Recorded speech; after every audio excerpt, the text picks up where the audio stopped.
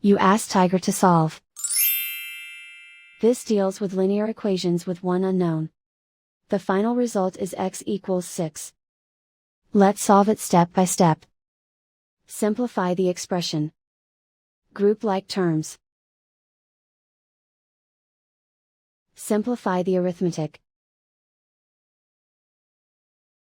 Group all constants on the right side of the equation. Add 4 to both sides. Simplify the arithmetic.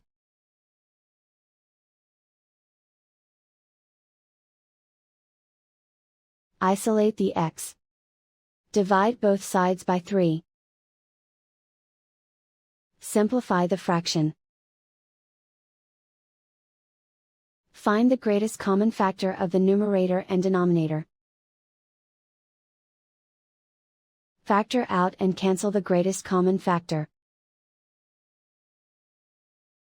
And so the final result is x equals 6.